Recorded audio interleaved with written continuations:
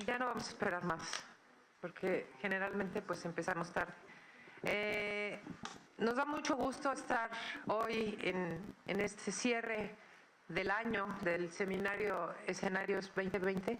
Nos da mucho gusto que nos acompañen y nos da mucho gusto los debatientes, se dice, que hemos invitado el día de hoy y que generosamente, como siempre, aceptaron estar con nosotros.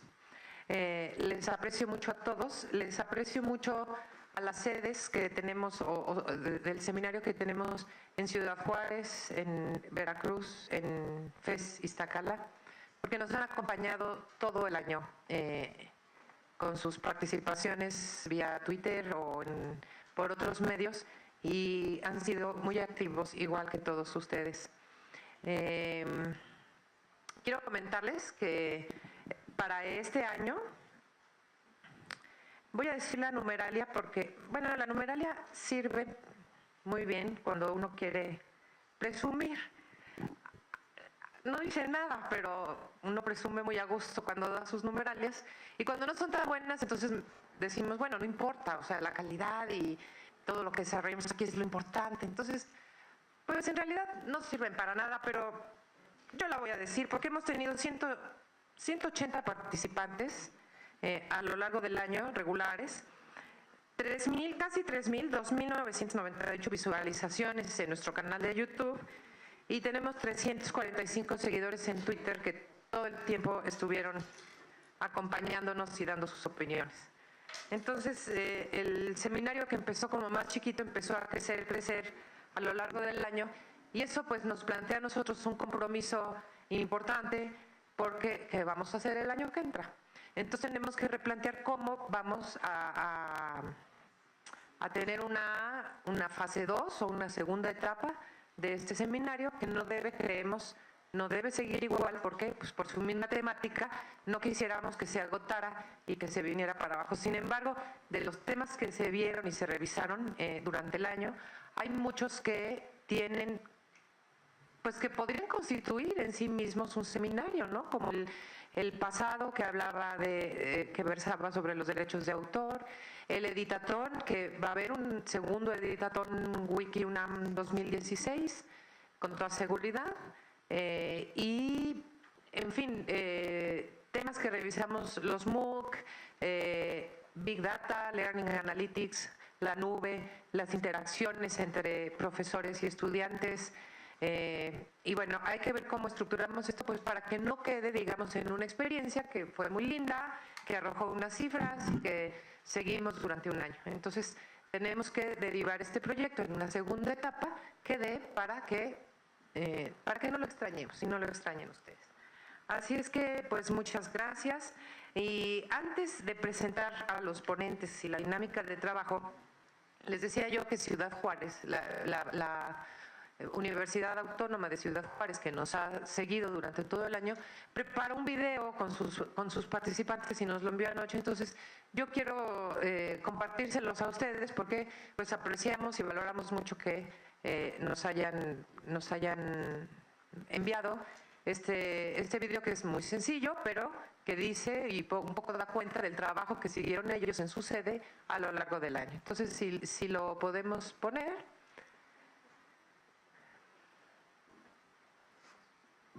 Y hoy no fallará la tecnología. Perfecto.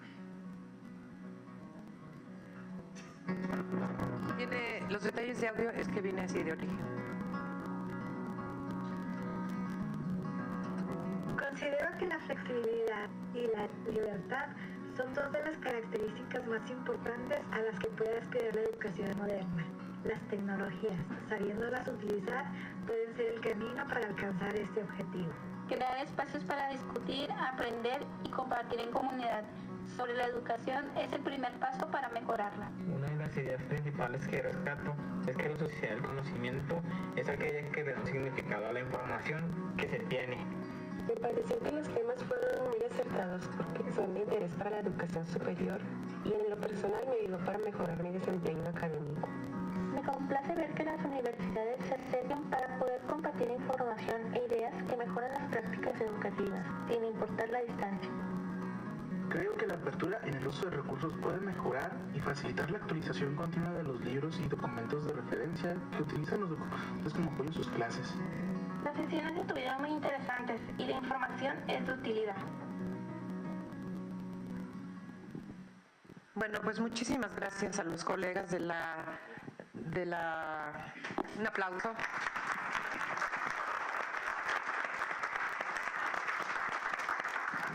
De la Universidad Autónoma de Ciudad Juárez, particularmente a la Jefatura de Educación a Distancia y a la maestra Marta Madero, que tan cercana ha estado con nosotros, y a todo su equipo de trabajo.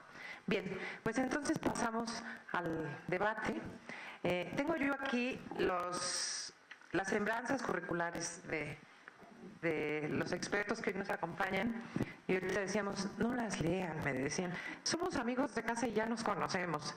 Entonces, pues, ¿qué les parece si entramos en materia? El doctor Alejandro Pisanti, todo el mundo lo conoce aquí en la CUAED, lo mismo que a la doctora Benilde García y al doctor Alfonso Bustos, quienes son conocidos en el mundo de la educación y en el mundo de la tecnología. Entonces, me las voy a brincar a petición de ellos mismos y vamos a empezar entonces con el debate. Yo les decía, vamos a hacer algo como los hombres de negro de Canal 11, ¿no? Donde se discuta y se argumente. Los hombres se la tomaron muy en serio y vinieron de negro, ¿no? No tiene nada, no sé si fue intencional o... No, por el traje, por supuesto. Bueno, pues la idea es hacer un debate muy libre, no hay ninguna preparación para esto especial o hecha ex profeso, es con su expertise y con lo que ellos nos van a compartir y todas las ideas, bueno, por supuesto, que trabajan. Y entonces así las cosas, pues yo iré moderando y nada más dando la palabra, pero pues lo que esperamos es que esto se haga muy, muy bueno y muy sabroso y lo disfrutemos todos y tomemos posiciones, porque estoy segura también de que va a haber posiciones encontradas y va a haber también propuestas para ese escenario. Decíamos ahorita mediano plazo, me decía Alejandro, no, es que 5 años no es mediano plazo, es corto plazo, pues el plazo que sea ahorita, vamos a ver qué nos pueden aportar. Entonces la pregunta central para este día es ¿cuál es el escenario educativo para el año 2020? ¿Y quién quiere empezar?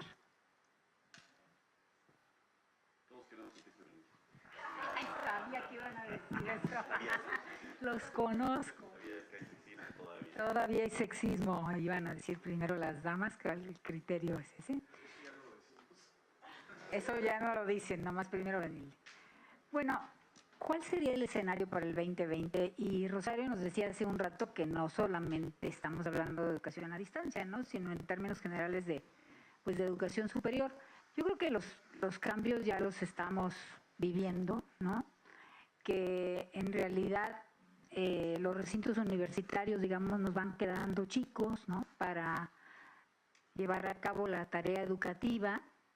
En términos generales, pues difícilmente ya vamos a hablar de instituciones. Yo he estado ya 4 años en el Consejo Universitario, en la Comisión de Trabajo Académico, y cada vez llegan más programas interdisciplinarios, ¿no? Entonces se están borrando las barreras disciplinarias para impartir formación universitaria. Entonces esto ha empezado más en la periferia que en el centro, digamos, más ha ocurrido en la CNES, ¿no? Morelia, CNES León, que han presentado programas muy innovadores en términos de cruces, ¿no? De disciplinas, y mucho menos, en nuestro caso en la universidad, pues en el campus universitario, pero también ya empiezan a haber hibridaciones, ¿no? Cruces, por una parte de disciplinas, y también yo creo que otra cosa muy importante es que en realidad, y bueno, de esto se ha hablado muchísimo, de la necesidad de centrarnos en el alumno, y esto pues entonces nos va a llevar a un escenario en el cual pues prácticamente tampoco estaremos hablando de instituciones, sino de estudiantes que se mueven entre las instituciones, ¿sí? De estudiantes que pueden, ahora solamente se plantea un porcentaje de asignaturas que pueden ser cubiertas en otros espacios, ¿no? Pero yo creo que esto se va a abrir cada vez más, ¿no? y bueno, en algún momento, hablando de cuál podría ser el modelo educativo del SUAYED, ¿no? Pues se habló de la necesidad de pensar en todos estos espacios que están fuera, ¿no?, de los espacios de interacción dentro de las aulas y que nos llevan a un concepto mucho más de interactividad, de cosas que están ocurriendo afuera, de redes, digamos, que se establecen hacia otras instituciones y por tanto estamos hablando de una visión conectivista, ¿no? Yo creo, antes hablamos de una visión constructivista, pero yo creo que una visión conectivista del aprendizaje, en donde cada uno de estos espacios son nodos interconectados, redes sociales, ¿no?, que empiezan a generar pues sus propios contenidos a través de todas las posibilidades que brinda la tecnología, y que entonces esto, digamos, estamos en un espacio líquido, ¿no?, donde realmente lo que está ocurriendo es un fluir constante de interacciones, y creo que lo que nos empieza a ocurrir es pues una sensación así de cómo hacemos, ¿no?, todos estos cambios que están ocurriendo a gran velocidad, unos que ya están ocurriendo y otros que decíamos ojalá que ocurran, ¿verdad? Porque obviamente muchísimas escuelas y facultades pues se han resistido al cambio, y mi facultad fue una de esas en un momento histórico que podía haber sido la primera que tuviera todas estas ideas, ¿no?, de espacios de formación cortos en donde tienen un certificado, la posibilidad de volver a ser realmente interdisciplina. Y bueno, pues esto yo creo que nos lleva a la idea de decir, tenemos escenarios muy complejos, ¿no?, enfrente, y me parece que lo que tenemos que dar son respuestas complejas frente a esos escenarios complejos, ¿no? Bueno, pues yo continuaré. Yo necesito comenzar, y me van a perdonar por esto, pero para mí es importante, pues agradeciendo la COED como siempre, porque es un placer para mí estar aquí. Y luego diciendo que un debate con mis maestros, pues es una gran provocación. Benilde fue mi profesora en la maestría, un gran placer. Alex, me vas a perdonar, pero tú eres mi mentor. Has sido mi mentor desde hace más de 20 años. Y además lo digo bien, a pesar de... Sí. Lo digo así porque además está en mi tesis doctoral, donde reconozco a muchas personas, entre ellas a Alejandro, porque, pues como bien lo dijiste, es muy conocido, pero no solamente por la tecnología que sí, sino también por lo que ha construido con personas como yo. Y pues quiero decirles que para mí es un placer y un honor estar con mis maestros y con mis mentores. Y luego si puedo discutir con ellos, pues será doble placer, ¿no? Ya eso ya rebasará mi expectativa, ¿no? Yo, estando de acuerdo con Benilde, en algunos tópicos, yo creo que soy menos optimista, no quisiera decir que me lo has parecido, pero yo creo que vamos más lento en muchas cosas, es mi percepción. Y hay 3 cosas que a mí me gustaría poner sobre la mesa que a mí me preocupan ahora mismo y que podrían complejizar el escenario de 2020, y me preocupan sobremanera. Si no hacemos algo sobre esas 3 cosas, al menos es lo que yo pienso, creo que el escenario en 5 años será muy complicado. La primera idea que le doy muchas vueltas, y no solo yo, también muchos otros autores que yo sigo y con los que he trabajado, tiene que ver con el sentido de la educación, la primera idea, el para qué de la educación. Creo que estamos frente a una situación hoy, y ya desde hace algunos años, en el que nos venimos preguntando, y no solo nosotros los actores de la educación como profesores, investigadores, instituciones, sino sobre todo la sociedad y los estudiantes que se están preguntando para qué de la educación. El para qué de la educación me parece que es actualmente es una preocupación, un reto que si no tenemos un proyecto colectivo, si no lo socializamos y si no lo hablamos, nos vamos a encontrar con un escenario en el que la destrucción progresiva del sentido de la educación escolar, y aquí enfatizo, será ya insalvable. Porque no tendremos un proyecto y un sentido, y si no le atribuimos sentido a la educación escolar, si no conseguimos que las personas, la sociedad se lo atribuya, y si las instituciones no logramos construir mecanismos para esa atribución de sentido, tendremos un gran problema en el 2020, y en el 2015, y en el 2021, y en el 2017. Es decir, yo creo que tenemos ese gran problema. Por eso yo creo que es un tema que hay que plantearnos, es cómo ayudamos a que la sociedad reconstruya el sentido que le atribuye la educación escolar. Es un momento en el que podemos hacerlo, ¿eh? La educación escolar está bajo muchas presiones relacionadas con calidad, con eficiencia, con formas, metodologías, currículos, muchas presiones. Las expresiones pueden ser un camino para redefinir el sentido, para abandonar el modelo escolar del siglo XIX industrializado, etcétera, pero para abandonarlo ya en lo que yo creo, Benny, que vamos lento, ¿no? Hay mucha resistencia, les cuesta mucho, pero ese es el primero que me gustaría debatir con mis colegas si es posible. El segundo tiene que ver, y está muy relacionado, y yo creo que Benny ya lo planteaba, a ver si es verdad que lo he entendido así, Benny, tiene que ver con que estamos en un contexto, y lo estaremos más todavía en el 2020, en el que la ecología del aprendizaje colocará a la escuela en una situación o privilegiada o de total retraso. Y lo que quiero decir es que cuando Benny hablaba de esos nodos, la escuela está en un momento en el que esta ecología que se está transformando rápidamente, donde ya no aprendemos solo en la escuela, o donde lo que se aprende en la escuela ya no tiene el mismo valor que tenía hace 20, 30 años, donde tiene más valor, si me permiten, otras cosas que se aprenden más allá de los muros de la escuela, pues la escuela parece ser llamada en el 2020 a ser un nodo conductor de todos otros nodos, a bajar las paredes, ¿no? Como si se pudiera en un mundo Matrix, a rebajar las paredes y a mirar a otros lados, a abrir las ventanas y a dejar que pase el aire, las ideas que vienen de otro lado. Eso me parece, a mí me preocupa, creo que es una gran oportunidad, pero es un gran reto. El escenario 2020, si no entendemos esta nueva ecología del aprendizaje, si la escuela, entendida como quieran, la escuela de educación básica, la universidad, etcétera, si no entiende que está llamada a ejercer un rol distinto en esta nueva ecología, el escenario va a ser otra vez, a mi juicio, muy complicado.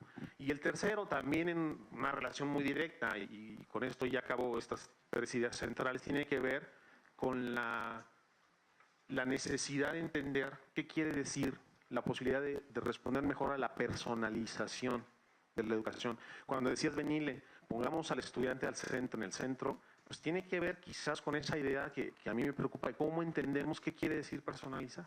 Personalizar, responder a intereses, pasiones, complicaciones de cada una de estas personas es un reto enorme para la educación. Tenemos herramientas, tenemos tecnología, tenemos modelos incluso, ¿no? El conectivismo, Benny, como modelo aún, apunta en esa dirección, ¿no? Entender mejor qué es lo que necesita cada una de estas personas para llegar al punto al que quiere llegar y qué personas necesita en su contexto de aprendizaje para que le hagan llegar a ese punto. Tenemos herramientas, Alex, pienso, tenemos tecnología, a veces criticada porque las machine learning y las tecnologías adaptativas tienen este componente de como que queremos automatizar la educación, reducir el papel de la interacción entre personas, pero son herramientas que bien usadas nos permitirían responder o adelantarnos a ese escenario que para mí también, Rosario, es complejo si no entendemos esta necesidad de responder a la personalización de los procesos formativos. Muchas gracias. Primero, sí, tenemos 2, pero se llama barrera de energía de transición.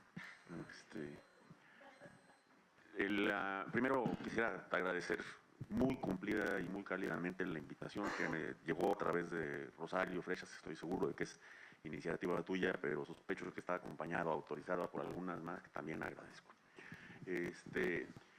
Tengo que empezar por agradecer también el honor de poder estar con Benilde, que es una experta reconocidísima. Nos conocemos desde hace muchísimos años, antes que ninguno de los dos realmente estuviera bien encaminado en qué iba a hacer. Y a mí es luminoso como ha hecho ella su carrera. Y con Alfonso, otro tanto. Alfonso además está en la posibilidad, gracias involuntariamente a la universidad, está en la posición de ver a la universidad desde afuera. La universidad, en su sabiduría, supo no encontrarle lugar a alguien que batalló y porfió después de hacer estudios muy valiosos, adquirir experiencia inigualable, no repetible. No hay nadie en la universidad con la experiencia de Alfonso. La primera vez que toca la puerta diciendo, oigan, quiero retribuir mi formación, participar en las actividades de la institución, tuvo la sabiduría de tardarse y hacer que de veras se le volviera muy atractivo participar en espacios educativos en otros lugares donde la óptica es completamente diferente. Voy a usar 2 analogías, porque estoy muy de acuerdo con lo que dijo Alfonso. No tengo ningún desacuerdo fundamental con lo que dijo Benilde, pero donde difirieron de opinión me veo más del lado de Alfonso. Creo que voy a usar una frase y una analogía. La frase es una frase que se hizo muy popular hace unos años, que dice que cuando baja la marea o cuando jala la resaca, se ve quién se metió a nadar sin traje de baño. Y eso va a pasar de aquí a 2020. A lo mejor ya está pasando y la gente no lo quiere ver, pero de aquí a 2020 de repente se va a ver quién se metió a nadar sin traje de baño. Y estamos en la analogía que dije, la figura que voy a usar reciente, vital, o sea, de la semana pasada, es la de la casita de Santa Fe. Una casa que está en la esquina de un lugar que parecía una montaña sólida, con una gran vista panorámica de todos los alrededores, en la que a lo mejor no se investigó suficientemente qué pasaba debajo de ese suelo, y en la que ciertamente ahora el dueño de la casa puede decir, es que me cambiaron todo, pusieron unos edificios muy grandes que alteraron la condición del suelo, y entonces ahora se le está desmoronando el piso literalmente, uno lo puede ver, no necesitas pensar en el día que te paraste en una duna o en la playa en la que el viento o el agua jalaron la arena, estás viendo una casa a la que se le está desmoronando el piso de abajo y ¿qué va a pasar? Bueno, ahí tenemos la opción de demolerla. Otras casas no van a ser demolidas por sus propietarios, sino que simplemente se van a ir para abajo con el terreno. ¿Qué pasa aquí? Voy a retomar algunos puntos, entre otros uno que ya mencionó Alfonso, y lo que en parte conecta con lo que decía Benilde, pero yo voy a ser más dramático al respecto, porque no en todas las profesiones o en todas las actividades pasa igual, entonces voy a ir a la más dramática. Tú mencionabas el papel de la escuela, yo lo llamo ahorita ya, lo que sigue asegurando que tenemos que mandar o recibir aquí jóvenes en la universidad, es el poder de extorsión que proviene de las credenciales. O sea, otorgamos credenciales que son imprescindibles para ciertas actividades que la gente quiere hacer y la sociedad necesita. Bueno, pues para esas actividades la gente vendrá y obtendrá las credenciales. Y vemos una distinción en los niveles de esfuerzo de los estudiantes entre los que van a hacer el mínimo esfuerzo para obtener la credencial y los que hacen todo su esfuerzo por fuera y van nada más a presentar las apariencias necesarias para obtener la credencial. Después mencionaste las certificaciones, que es una tendencia de los últimos años. El título en muchos lugares apenas sirve como la llave de entrada para obtener un trabajo, pero incluso en profesiones, la más establecida, digamos, en el esquema de extorsión por credencialización, que es la medicina, de todas maneras, nadie en ciudades va a un médico que no tenga junto a su titulote colorido, borregos muertos, pergamino, ¿no? Nadie va a un médico que no tenga junto a eso un cuadrito chiquitito de cartón que dice que el colegio de la especialidad lo certificó en los últimos 3 o en los últimos 5 años. Esas son las certificaciones. Ahora, por aquí anda gente de cómputo, y probablemente estén en posiciones de no dejarme mentir, pero mis investigaciones recientes, un par de conversaciones con gente que puede saber, o sea, sondas, ya ni eso cuenta.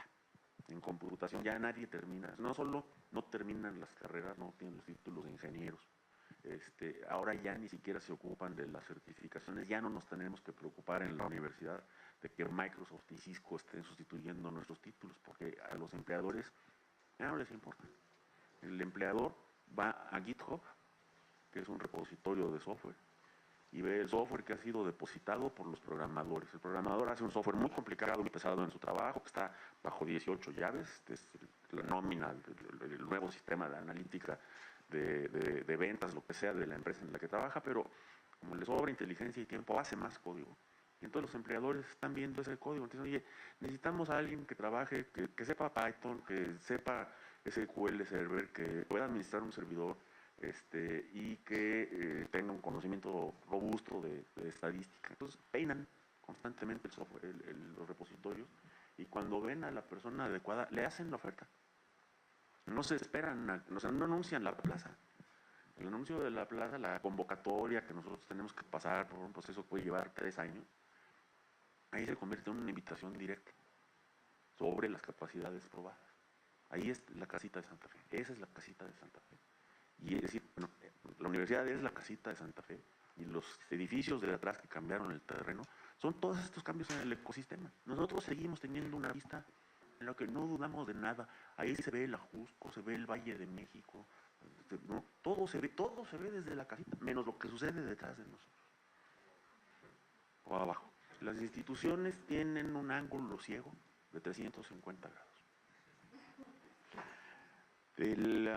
Y es genómico, es genético. En el momento que eres institución y te organizas y resolviste los problemas de escalabilidad como los vino resolviendo cuando se crearon las universidades junto con las instituciones contemporáneas de la Iglesia Católica en Europa en el siglo XI, XII, XIII, ¿no?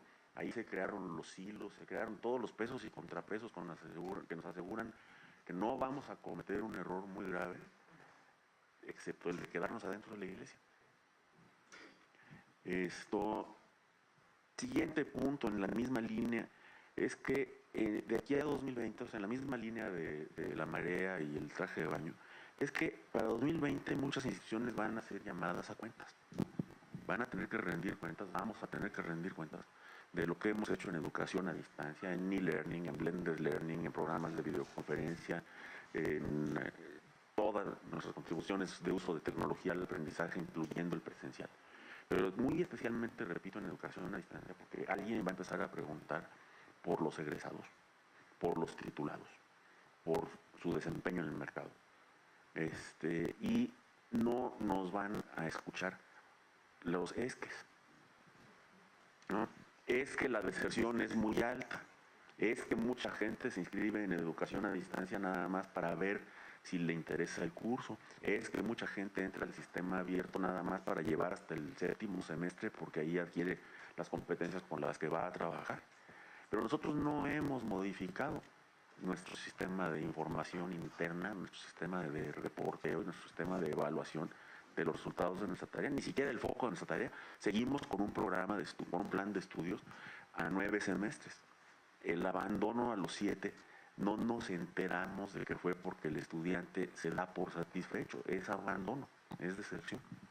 Entonces, tenemos que ir cambiando cosas muy, muy profundas para responder a esto y además para organizar nuestros aprendizajes de una manera más funcional a esos propósitos, para que el abandono no sea fracaso, para que el abandono tenga una certificación de aprendizajes válida, ¿no? Es el tipo de cosas en las que tenemos que trabajar. Y la otra cosa que creo que tenemos que asomarnos, o sea, varias más, pero el otro gran conjunto, es vivir el siglo XXI. Aunque la sociedad tenga partes que están en el siglo XVII o en el XIII, mencionaba ahorita en conversación con Alfonso, el Medio Oriente y Asia Central nos están regalando una película en reversa, ¿no? La semana antepasada se estaban peleando las guerras del siglo XIX, ahorita ya están reapareciendo las guerras del siglo XIV y por ahí veo en marcha una del siglo VII. En el siglo VII hubo una conquista del mundo a partir del mismo lugar que es el hotspot más caliente del planeta, que llegó hasta España, llegó hasta el mar Caspio, y eventualmente llegó hasta las Filipinas. Y lo hizo en 40 años, lo hizo en una generación. Entonces estamos reeditando esas guerras, ¿no? Bueno, pero por otra parte, pues tenemos que vivir el siglo XXI. Tenemos que asumir de verdad la condición de Internet, una condición de interoperabilidad. O sea, donde la interoperabilidad y la estandarización técnica sean la base de toda decisión.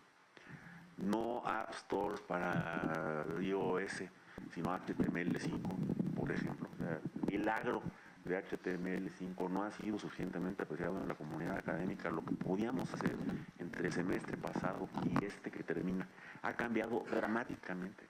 De tener 5 estudiantes con una computadora o con un teléfono en clase haciendo una simulación de óptica, hablo de mi clase, a que todos estén haciendo la misma. Cambio radical. Entonces tenemos que vivir la condición de interoperabilidad, de apertura, de best effort, de un principio de capas, de poner las decisiones cada una en su capa, no atorarnos con el delito cibernético porque lo cometen con computadoras, es algo que hacen las personas, el fraude es fraude, llámese de phishing o hágase en la calle. Es el tipo de cosas, repito, vivir la condición de Internet. Y eso incluye regresarnos a esta palapa a ver quiénes están metiendo programas a GitHub y trabajar con ellos. Muchas gracias. ¿Quieren que sigamos en el mismo orden o alguien quiere tomar la palabra?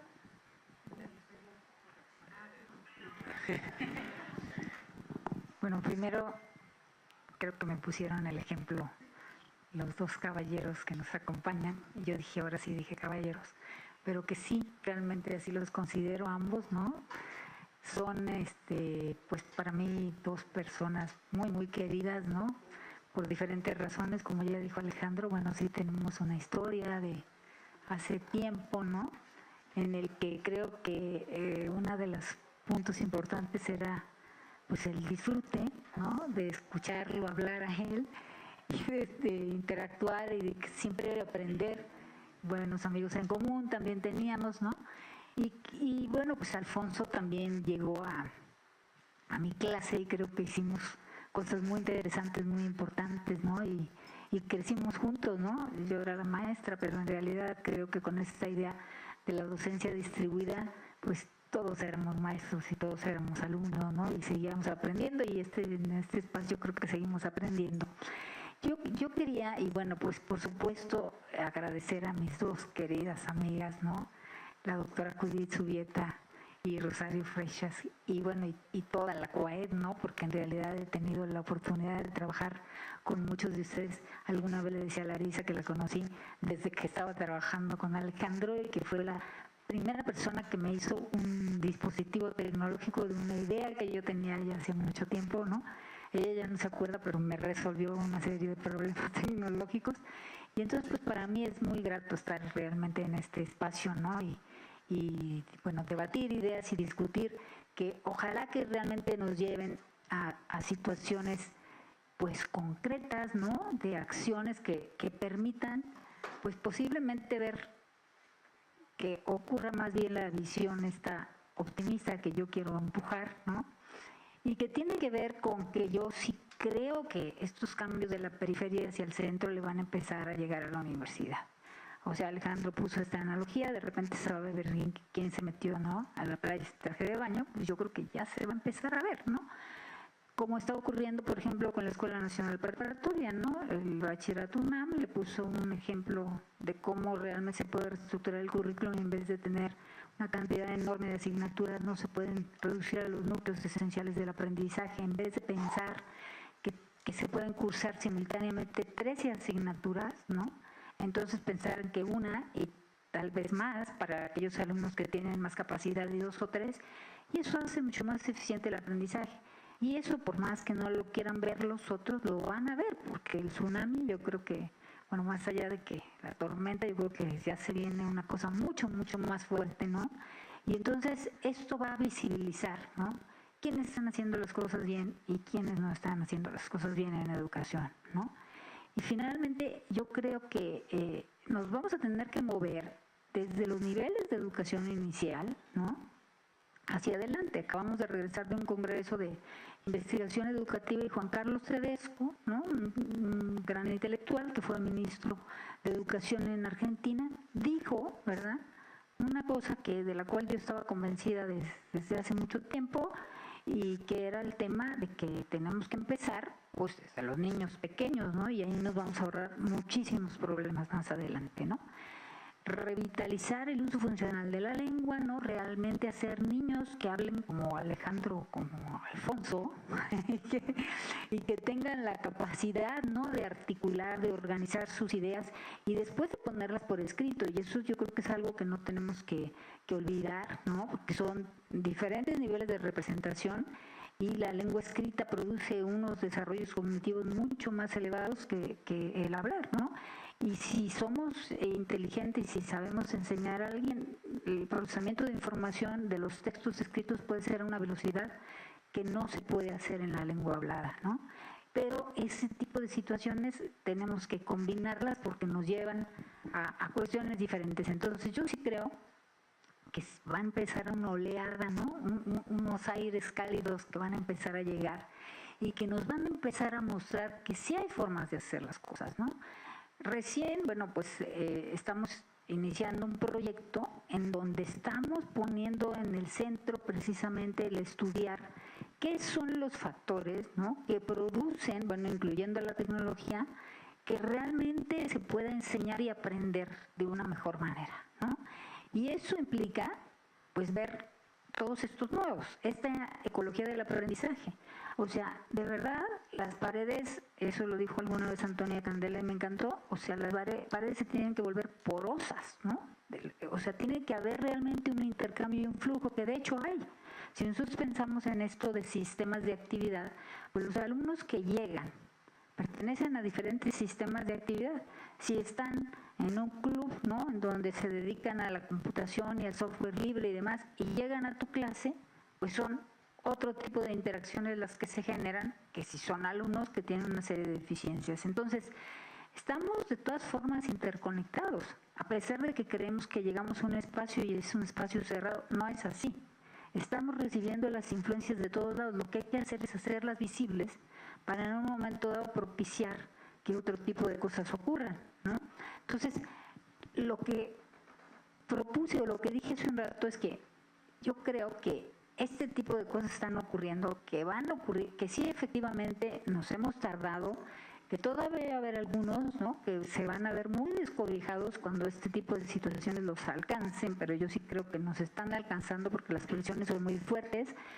Alejandro habló de cómo es que finalmente Cisco y estas agencias pues son los que certifican y son los que marcan las pautas, y nosotros por acá queriendo hacer competencias o no queriendo hacer competencias, cuando otros realmente están dictando, ¿no?, la pauta de para dónde tenemos que ir.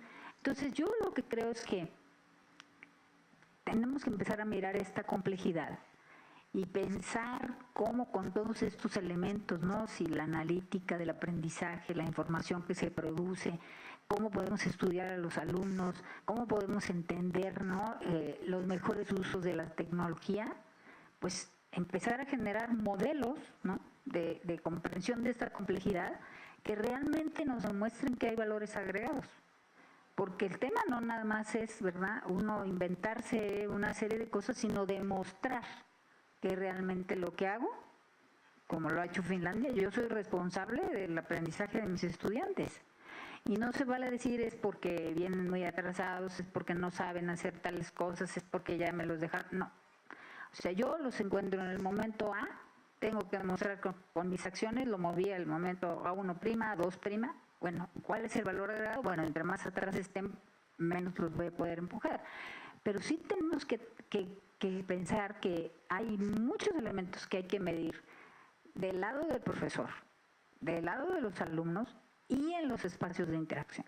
Este es el modelo que nosotros estamos desarrollando, ¿no?, para poder entender, pues, precisamente todas estas buenas prácticas y saber cuáles son aquellos factores que verdaderamente producen impactos en el aprendizaje. Pero antes que eso, tenemos que demostrar que eso que hacemos, y Alfonso lo dijo hace un rato, verdaderamente es significativo para los alumnos.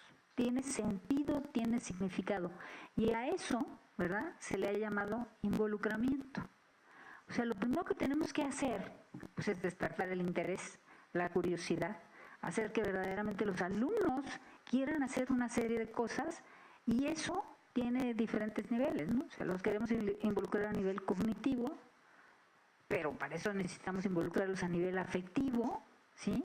Y los queremos involucrar a nivel conductual, o sea, que finalmente hagan una serie de cosas. Si nosotros logramos mover eso, pues vamos a lograr impactos en el aprendizaje. Si no hay sentido y no hay significado, realmente no lo vamos a poder hacer, ¿sí?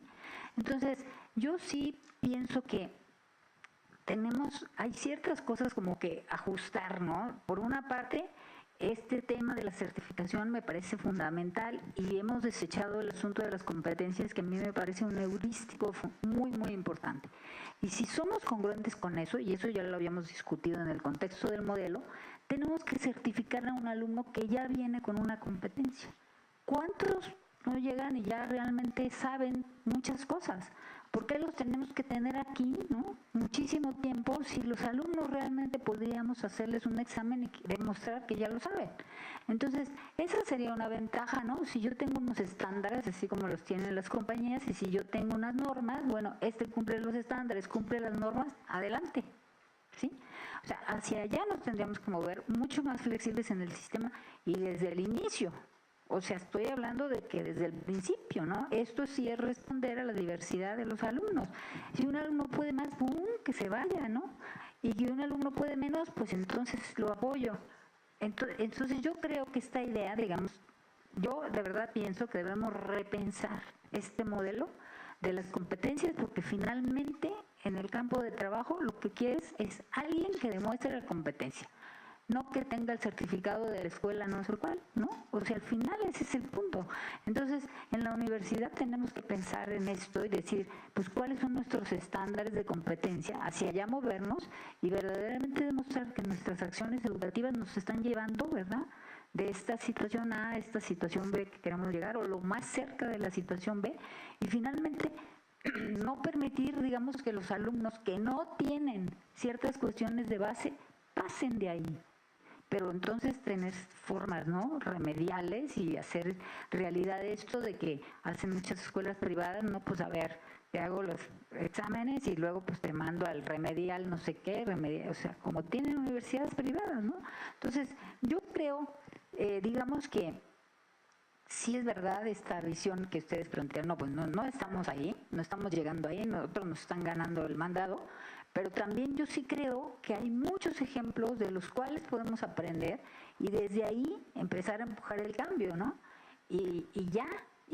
O sea, yo lo que sí pienso es que el movimiento se demuestra andando y que entonces que hay que empezar a demostrar y tener estos nodos iluminadores, ¿no?, desde donde podemos ir a aprender y ver que lo hacen los japoneses. Ya con esto termino esta intervención, ¿no? O sea, el problema de la baja calidad de la educación es generalizado en este país. O sea, los datos ahí están. Yo he sido de los críticos del INE. ¿Para qué evaluaron a los maestros si ya sabemos que no saben? Porque los niños no saben, porque los maestros no supieron antes.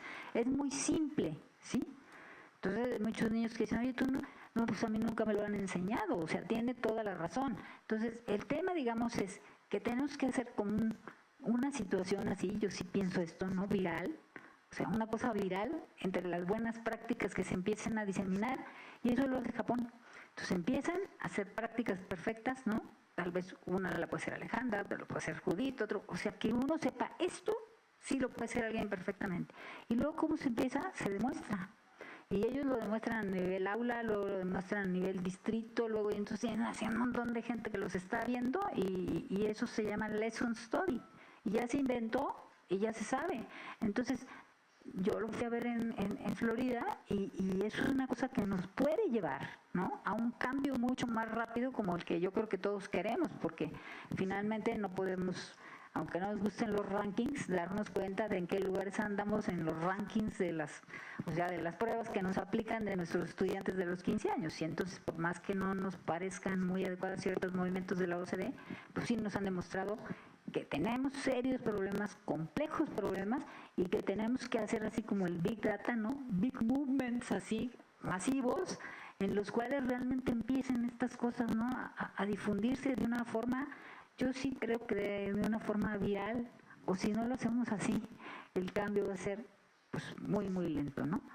Entonces, pues, tengo optimismo de que podemos encontrar las metodologías para hacer los cambios y que hay formas y que hay ejemplos y que sí hay unas cosas que están irradiando luz y que entonces hay que acercarse, ¿no?, a esas formas.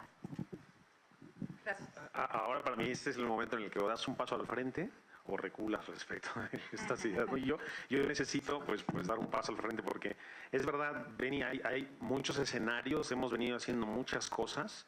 A mí me preocupa, como a ti, muchísimo más la educación básica y lo que supone desde un proyecto social la educación básica que la formación universitaria, quizás porque, Alex, tenemos todavía un bono a favor de estamos jugando con el bono porque nos quedan muchos años todavía en los que los estudiantes querrán venir a las universidades, pero dentro de unos años ya no querrán venir a las universidades si las universidades no ofrecen algo que sea más que esa acreditación obligada. Me preocupa más educación básica y ahora me gustaría comentar dos cosas, pero yo daría el paso en el sentido de que a mí me sigue preocupando que el escenario será todavía más preocupante porque vamos muy lentos. Y ya lo he dicho en varios foros, lo dije también hace unas semanas cuando revisaba el plan de trabajo de nuestro señor rector, el actual, y decía, pues me parecen muy buenas ideas, pero vamos muy lento. Alex, te acordarás que tú cuando estabas aquí en Kuwait me ayudaste a generar un proyecto que se llamaba Hacia la Universidad en Línea. Hace 20 años casi. hacia la universidad en línea, 1999. CUAED, DGESCA, Iztacala, enfermería, trabajo social, ciencias políticas, te acordarás del laboratorio en línea de enseñanza de cómputo.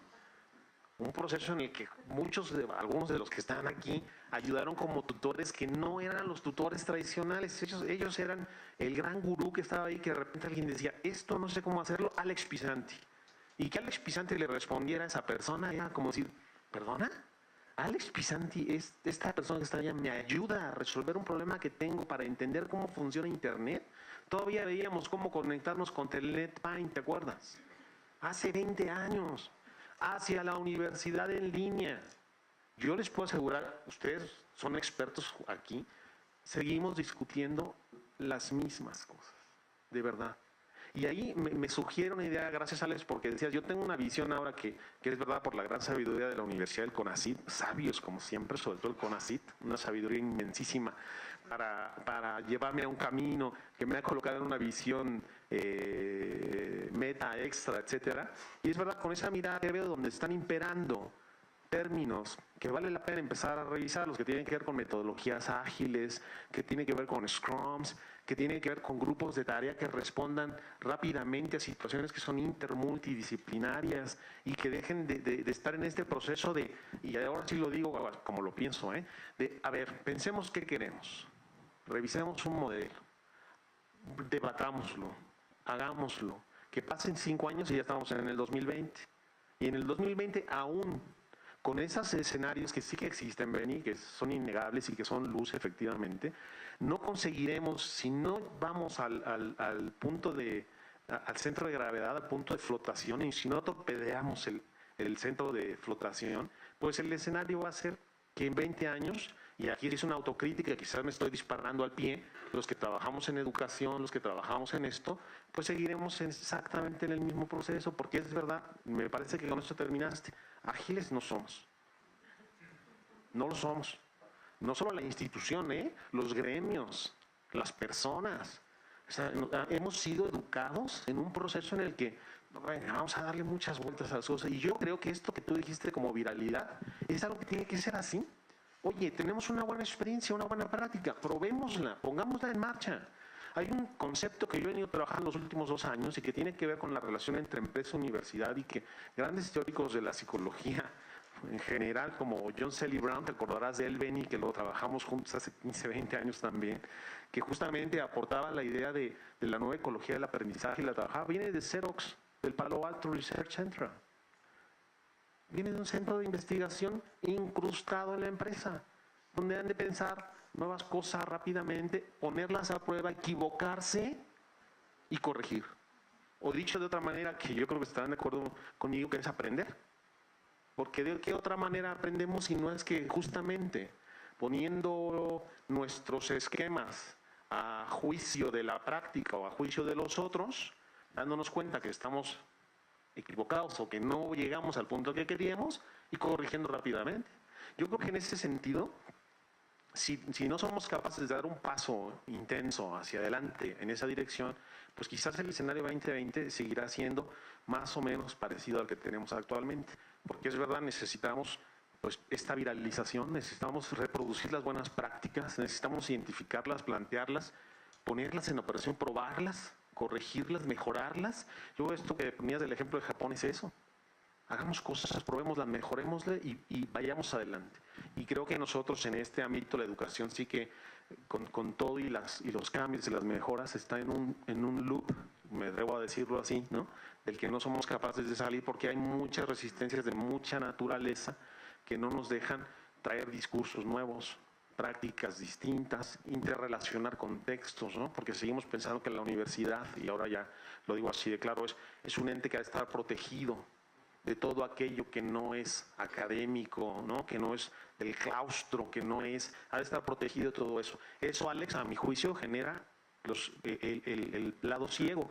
Y la casita de Santa Fe y el lado ciego. Y el lado ciego, como has usado esa metáfora, pues me permite decir que en el fútbol americano el lado ciego es el más peligroso. Porque si te dan un golpe por el lado ciego, no vas a tener nada que te defiende.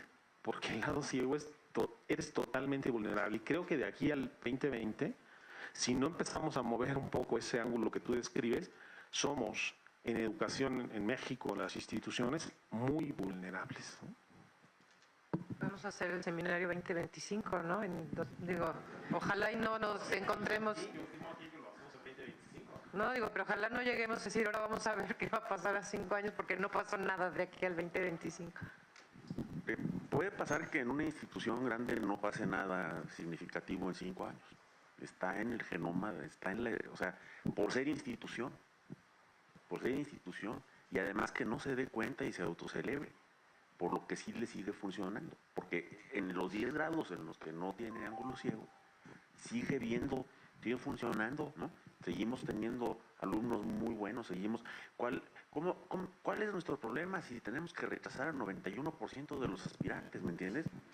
¿Sí? ¿Qué problema? O sea, del lado de la institución, con esto no quiero establecer ninguna crítica a ninguna persona, ni a ninguna práctica, ni a ninguna administración, desde el lado de la institución es imperceptible el problema. No tenemos el ojo, nuestra retina no reacciona en la frecuencia de la radiación en la cual se da la información sobre el problema. Nosotros tenemos un problema de sobredemanda, no tenemos evidencia institucional de la irrelevancia, del riesgo de la irrelevancia, como lo tenemos de los otros problemas, ¿no? La sobredemanda nos oscurece todo, ¿no? Tenemos que adaptarnos a números crecientes de estudiantes que quieren entrar a nuestras aulas, ¿no? Sus familias los mandan, ellos quieren, el contrato social dice aula, ¿no? Pero, como creo que ustedes ya pusieron el dedo en la llaga, ¿a qué vienen al aula? ¿No? Yo mencioné solo la mitad de lo que pienso respecto al problema de GitHub y los programadores.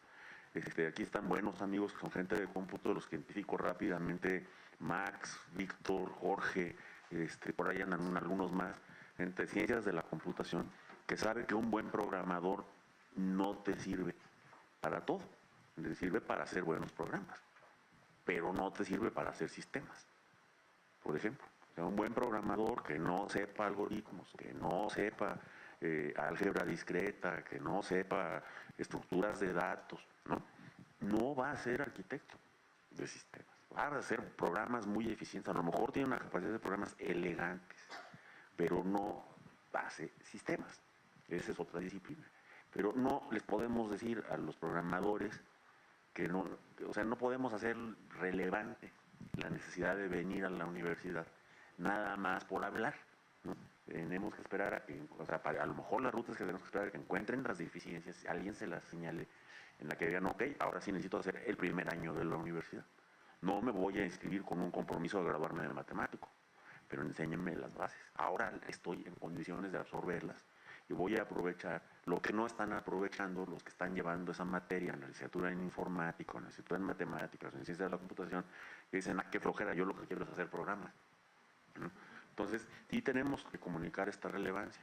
Yo creo que, yo quiero poner el dedo en un par de cosas que ustedes abrieron y que son importantes. Yo creo que seguir tratando de hacer cosas, y esto otra vez contra el genoma institucional, o sea, del hecho institucional. Tenemos que hacer lo mismo para todos. La institución existe precisamente alrededor de la estandarización de las tareas al interior, entonces tienes que cambiar el plan de estudios, y ese cambio de plan de estudios tiene que contar con el acuerdo de toda la planta académica, tiene que contar con el acuerdo del sistema administrativo que le va a dar soporte, y tiene que ser un solo plan de estudios para todos los alumnos. La realidad de tu aula diaria dice que no es así. Tenemos estudiantes muy diversos. Sí hay un grueso de estudiantes que está más o menos bien representado por el centro, digamos, de gravedad del plan de estudios y de nuestras prácticas conservadoras, de lenta evolución, etcétera. Pero ni a los más impreparados ni a los más preparados los estamos resolviendo ningún problema. Los tratamos a todos con los mismos medios, los tratamos a todos en los mismos horarios, etcétera. Entonces hay alumnos que podrían beneficiarse simplemente del efecto Hawthorne, ¿no? De hacerles caso. No hacerles caso y la intervención va a ser exitosa, no importa la intervención.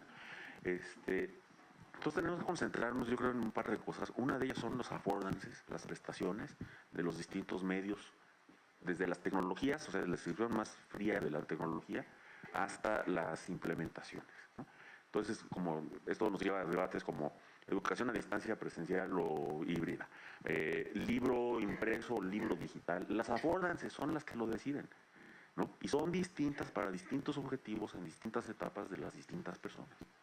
Sí, buscar las tecnologías y las prácticas tecnológicas más generales. Eso yo creo que es fundamental, eso es algo que yo miro hacia atrás en las cosas que he hecho y creo que una cosa con la que me encuentro recurrentemente, por lo que mencionaba ahorita con tanto énfasis, HTML5, que puede parecer algo muy provincial, es que son las grandes tecnologías o las grandes intervenciones facilitadoras, son las que ponen plataformas sobre las cuales todo el mundo puede hacer algo, puedes reutilizar lo existente, etcétera, ¿no? Y dentro de esto también, como tú mencionabas, las metodologías, una metodología ágil para la adquisición de aprendizajes no le va a funcionar igual a todos los alumnos, pero como no la podemos implementar para todos los alumnos, no la implementamos para ninguno. Como no la podemos implementar para todos, no metemos la modificación de la materia, entonces no modificamos ninguna materia y seguimos con el mismo plan de estudios. Y como no podemos convencer a todos los miembros de la Comisión de Trabajo Académico y a todas las otras comisiones que van a votar en el Consejo Universitario, bueno, eso se llama daño autoinfligido. Se llama daño autoinfligido. Y aquí, por ejemplo, hacer una referencia a una película que a mí no me gusta, que se llama El color púrpura, de hace muchos años. Fue donde me di cuenta de que mi lado racional tiene muy poca compasión contra el daño autoinfligido. O sea, era una historia como yo la recuerdo de una mujer a la que el marido le pegaba y volvía a tener otro hijo y seguía allí, y le volvía a pegar y volvía a tener otro hijo y se moría la mamá y seguía allí. O sea, para mí era la historia del daño autoinfligido, el drama no era lo que le pasaba, sino que no un día agarrara sus cosas y se fuera. Al menos había otro daño autoinfligido, pero ese ya estaba bueno, ¿no? Entonces, mucho de lo que nos pasa es daño autoinfligido, mucho de lo que nos pasa es estructural.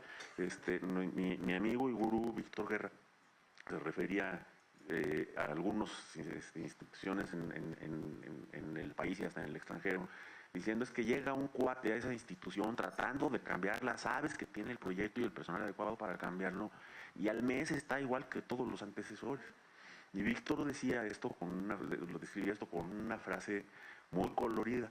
A pesar de lo discreto que es Víctor, decía, a mí se me hace que ese edificio lo construyeron con varillas radioactivas, porque todos los que entran quedan igual. Y entonces tenemos que ver, de veras, digamos, en términos del futuro de la educación a distancia, el futuro de la educación, ¿qué están haciendo? ¿Qué se puede hacer? Lo mencionó Benilde. Pero hay otra cosa aquí para regresar a temas muy institucionales. El TEC de Monterrey, según me están contando, ya cerró el changarro de educación a distancia. Ya no existe la universidad virtual, ya no existen todas esas instancias de coordinación. Veo sorpresas, veo caras de sorpresa. Lo que hicieron es que ya lo normalizaron. O sea, no es que hayan dejado la educación a distancia, sino que ya la normalizaron. Ya todo el TEC, todo estudiante del TEC, toda actividad educativa del TEC incluye educación a distancia. Los estudiantes, por obligación, tienen que llevar, según entiendo, 2 materias de cada semestre en procesos a distancia. Uno puede ver esto con ciertas frialdades, con desconfianza típica de la UNAM hacia el TEC, el que conocemos poco, y decir, pues están ahorrando un montón de lana cuando haces que el alumno tenga que hacer educación a distancia en la que reutilizan inversiones en lugar de tener que volver a pagar maestro, aula, etcétera.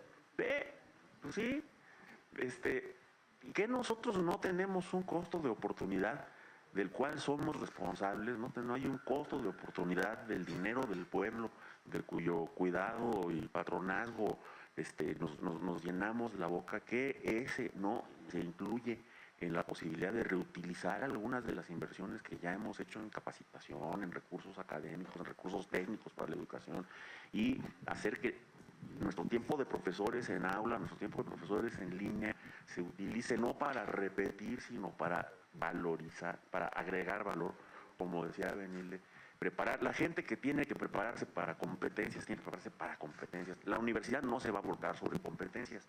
Eso también hay una declaratoria de sangre hace 20 o 40 años de la universidad, nunca sobre nuestro cadáver, bueno, o al lado de nuestro cadáver, porque a lo mejor ya la gente no va a estar interesada en pasar por encima, ¿no? Sino va a estar pasando en otro lugar.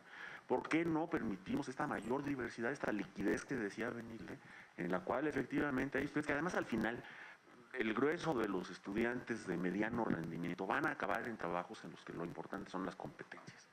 Entonces no estamos siendo guajes, metiendo los en una camisa de fuerza de educación presencial, en fundamentos básicos, matemáticos, teóricos, psicológicos, filosóficos, etcétera, que se digieren mal, no se practican, distorsionan la educación. Y además originan que la industria o el banco nos diga, no me interesan tus egresados porque no saben hacer lo que necesitan en el trabajo.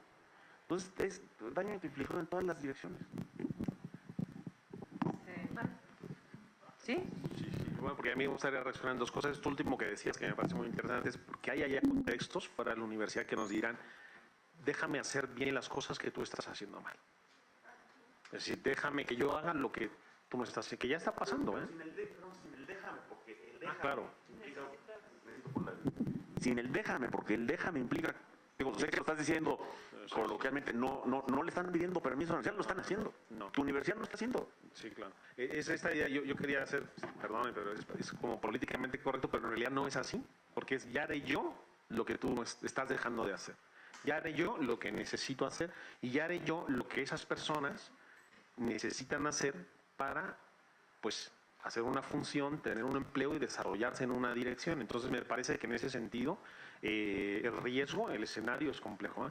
Y es verdad lo que decías, ¿eh? Yo creo que hay un temor a que cierta parte de nuestro discurso pueda sonar a la universidad, la educación debería dejar o debería centrarse en esas competencias y dejar de lado otras cosas. Yo creo que no es el planteamiento y sí lo quiero explicitar, porque hay una discusión intensa en casi todo el mundo cuando se promueven currículums que parece que empiezan a dejar de lado como elementos básicos fundamentales, matemáticas, filosofía, ¿no? Humanidades. Hay una discusión intensísima. A mí me parece que la discusión es valiosa si se puede llevar a un término en el que justamente pueda segmentarse. Es decir, muy bien, fantástico, pero ¿en dónde tenemos que hacer eso básico, estructural, que yo creo que es en la educación básica? Y regresando a ese tema, a mí me preocupa, pero muchísimo, lo que nos pasa en los bachilleratos, que yo creo que es lo que nos pasaba en la secundaria hace 20 años. El bachillerato, amén del ejemplo que ponías de bachillerato en línea, que me parece que hay que revisarlo como una práctica exitosa, pero tenemos un problema en bachillerato enormísimo, un nivel de deserción tremendo. Tenemos además una paradoja, Alex, que a mí me parece que de verdad es una paradoja que nos debería hacernos que nos lleváramos las manos a la cabeza y nos tiráramos del cabello. Si yo tuviera, lo haría. Porque, ¿sabes qué pasa? Que tenemos, por un lado, una presión inmensa por darles lugar a un montón de jóvenes y por el otro, un montón de jóvenes que cuando tienen el lugar, no lo quieren. No lo quieren. Porque dicen, no, mira, para eso que me ofreces, mejor hago otra cosa. No, mira, para la perspectiva que me espera de aquí a 4 años, mejor uso mi tiempo para otra cosa. Entonces, es paradójico en la sociedad mexicana que nos esté pasando esto. Ahora, al respecto, y aquí sí que reaccionarle de lo que decías, al respecto de educación a distancia, educación en línea, es que nos van a llamar a cuentas, como dices, ¿eh? Miren, hace 20 años o 25, cuando el TEC hizo lo de TEC virtual, y perdónenme por el ejemplo, pero vale la pena, discutimos lo mismo, Ale. Es que, claro, están mercantilizando la educación, están aprovechando la tecnología para eficientar recursos, pero dieron el paso adelante, perdónenme, fueron un referente. Ahora que lo han infusionado en términos curriculares, que quiere decir no enseñes a escribir además de fuera de las asignaturas, enséñalo dentro de las asignaturas, no enseñes las competencias básicas en un curso que se llama competencias para escribir, competencias para leer, enséñales en las asignaturas. Ahora que ellos lo han traído hacia adentro, porque es verdad, ya no existe la Universidad Virtual TEC, ya está infusionada, pues iremos a la misma discusión. No, claro, es que quieren hacer algo al respecto, pero es que los mismos estudiantes que empiezan a demandar procesos de esos que hablabas, Beni, que ya están en las aulas, ahí están creando sus redes de aprendizaje, ahí están usando sus dispositivos y nosotros seguimos con componentes que primero no les ofrecemos ningún valor para que usen esos dispositivos, no se los ofrecemos. Segundo, cuando los quieren usar porque ellos le encuentran valor, nosotros le quitamos todo el sentido. Apaguen esos dispositivos, aquí no se utilizan esos dispositivos. No aceptaré un trabajo que esté hecho con N, Y, referencia. Me recuerda a mi primer profesor de estadística en esta universidad, que cuando usé un programa para hacer análisis estadístico en mi asignatura me dijo que no me lo aceptaba, que lo tenía que hacer yo a manita.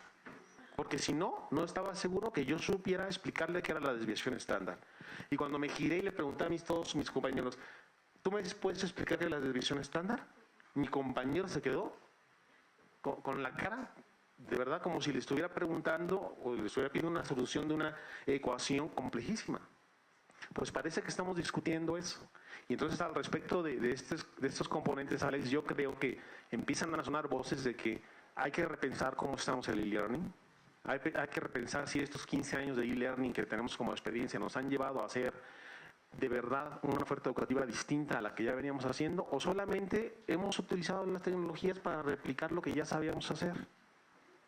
Que a mí me da la impresión de que sí, y yo he estado en este contexto los últimos unos 15 o 20 años, y es verdad, nos lo van a preguntar, y se están preguntando, ¿y cómo debería ser el e-learning en 2020? ¿Cómo deberíamos ofrecer estos componentes? ¿Cómo debería ser la universidad que aprovecha y distribuye, como lo discutimos hace 20 años, Ale, todos los componentes tecnológicos para hacer llegar a sus estudiantes todo lo que necesiten para una sola cosa, que siempre yo creo que es como el elemento importante de la educación, sobre todo de la educación pública y de la educación pública universitaria? Ser ciudadanos que puedan ejercer su derecho a hacerlo con libertad y con una mediana comprensión de la responsabilidad que supone ejercer esa ciudadanía, que a mi juicio sigue siendo el rol que deberíamos empujar con mucha fuerza. Sí, yo quiero retomar esta idea que planteó Alejandro, y me parece que se puede ser como una conclusión que se puede ir esbozando por ahí. Dices, hay que saltar a las conclusiones, nos están mandando ahí mensajes, ¿no? Entonces, me parece que esta idea de los affordances y su contraparte, no los constraints, es algo que tenemos que estudiar, y también es algo que empezábamos ya a vislumbrar dentro del modelo educativo de la SOAYED, y decir, en realidad, ¿para qué estamos hablando de todas estas modalidades, no? O sea, sí, antes sí era pertinente hablar y abierta y a distancia, no sé qué, mixta, pero en realidad todo tendría que ser mixto, ¿no? O sea, y el TEC de Monterrey te está demostrando que así debiese ser. ¿Y qué? Porque realmente la tecnología tiene muchísimos affordances, o sea, tiene muchísimas posibilidades, y en realidad se puede convertir. Bueno, yo desde que empecé a hacer estos dispositivos, mi idea era esta de que en realidad el tiempo, o sea, y esto lo ha analizado muy bien un australiano que se llama John Hattie, ¿no? Analizando escuelas primarias en Australia y diciendo cuántas oportunidades reales estamos dando para aprender. Pues en una clase de 2 horas, ¿no? A lo largo de un semestre, no podemos dar tantas oportunidades cuando los estudiantes son numerosos. Entonces, ¿qué hacen las tecnologías? Pues son tu ayudante de profesor que antes tenías, ¿verdad? Pero ahora no tienes, pues ahí está. ¿Y por qué? Bueno, reutilizas los recursos, economía de medios, ¿no? Son cosas que ya están probadas, las mejores prácticas. Si una cosa ha sabido bien hacer la educación a distancia, es que verdaderamente produce materiales, ¿no?, mucho más precisos.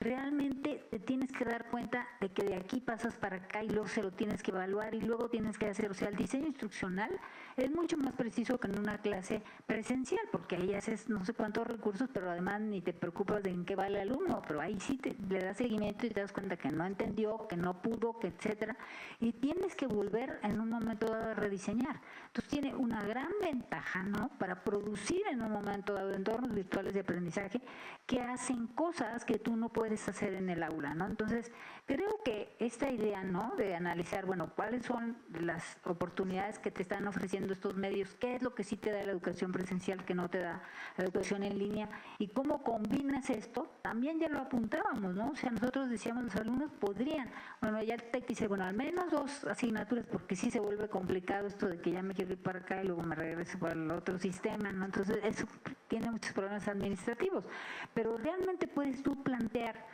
componentes, ¿no?, en los cuales no necesitas hacerlo en línea y luego ciertos estudiantes lo pueden hacer, que era lo que hacíamos en el pasado, ¿no? Por ejemplo, claro que después resultabas castigado, ¿no? Yo dije, ¿yo por qué me voy a echar 9 semestres de aquí de la carrera? Me voy a aventar unos cuantos extraordinarios y acabo más rápido. Por supuesto que luego fui penalizada, ¿no? Porque a ver, ¿cuánto sacó de promedio? Ah, no, pero tiene extraordinarios. Sí, pero no lo reprobé, no importa, la legislación dice así que su mención honorífica se va por un lado. Pues no, ¿verdad? O sea, se trataría de que realmente quien puede, y está un curso ahí que lo puede hacer de una cierta manera, pues precisamente se puede responder a la diversidad y las tecnologías son un tremendo recurso, ¿no? Entonces, ahora, yo creo que eso como que lo podemos tener claro. Yo pienso que todavía falta un desarrollo, yo pienso que esto de la pedagogía de la enseñanza en Internet no es algo acabado, es más, es apenas algo que se empieza a vislumbrar, no tenemos tan claras cuáles son las cosas que inciden, ¿no?, de unas ciertas maneras, seguimos haciendo cosas porque la tecnología nos lleva, porque es muy atractiva, ¿no? Pero de repente un alumno entra a un foro y resulta que ya hay 300 participaciones. Díganme a qué hora, ¿verdad? Realmente las puede leer todas y luego sacar una idea y hacer, etcétera. Todavía nos faltan muchos diseños para poder aprovechar las potencialidades que tienen las tecnologías, pero hay otras que ya están probadas. Dice Alejandro, esto sí funciona, esto sí sabemos, esto creemos. Entonces mi idea optimista es que el problema fundamental, ¿verdad? Y bueno, esa frase ahí tan manida, ¿no? De si seguimos haciendo lo mismo, vamos a obtener lo mismo, ¿no? Hay muchos países que han cambiado el curso de su historia, que han dicho, así no va la cosa, no va así, y lo han hecho. ¿Pero por qué? Porque existen procesos que se llaman cambios planificados, ¿no? Y eso que Michael Fullan ha estado predicando del Ontario Institute for Studies in Education en muchos lados y que han llevado a muchos países a reformar y cambiar sus sistemas y a llevarlos a donde quieren, ¿no? Se pueden, ¿no? Porque pues entonces tú estás pensando que va a haber resistencias al cambio, pero las prevés y dices, ¿cómo voy a hacer, no? ¿Cuáles pueden ser esas? Luego la gente no va a querer cambiar, pues ¿para qué va a cambiar si está en su zona de confort? Pero le voy a dar incentivos para el cambio, ¿no? Después, en un momento dado, digamos, va a haber situaciones en las cuales te vas a ir hacia atrás y creías que ya habías avanzado, pero si tú realmente, y eso lo digo porque yo ya lo hice, ¿no? Y en educación preescolar y en contra del sistema vigente y se extendió por toda la República, entonces sabemos que sí se puede, ¿no? Singapur cambió todo su sistema y en 20 años se convirtió en el país que es porque decidió y dijo, miren, a ver, todas estas asignaturas no las voy a dar en inglés porque esa es la moneda de cambio, tienen que aprender, y entonces ¿cuáles? Computación, matemáticas, ciencias naturales, inglés, por supuesto, ¿no? Y lo demás, pues hay que tener, está toda la otra parte, ¿no? Realmente somos seres humanos, que tenemos una cultura y una tradición, hay que preservarla. Porque tienes que tener, si hay variables que determinan lo que alguien logra, y una de las más importantes es el sentido de autoeficacia. Pero eso se monta, ¿no?, sobre estar orgulloso de tu tradición, de tu cultura y un montón de cosas. Y entonces, pues estos le supieron re bien. Pues rebasaron por la izquierda, ¿no?, a Finlandia y a todos los demás. Y bueno, todas las cosas tienen un costo, ¿no? Los finlandeses dijeron, no nos interesa ir más allá que eso. Hace poco, bueno, hace un año vino la ministra de Educación de Finlandia, una señora jovencísima, de 40 años, y le dijeron, oiga, ya le ganó Corea, ya le ganó Singapur, ya le ganó Hong Kong. Dijo, sí. ¿A costa de qué? De más horas de los niños en la escuela, ¿no? De más tareas, de clubes de tareas en Corea, de que ahora le practíquele para que pases la prueba, ¿no?, de la OCDE. Y ella dijo, no, pues en Finlandia, eso ya lo anunciaron, hablando del 2020, en el 2020 las asignaturas van a desaparecer. Ya no van a existir matemáticas, inglés, español, etcétera, ¿no?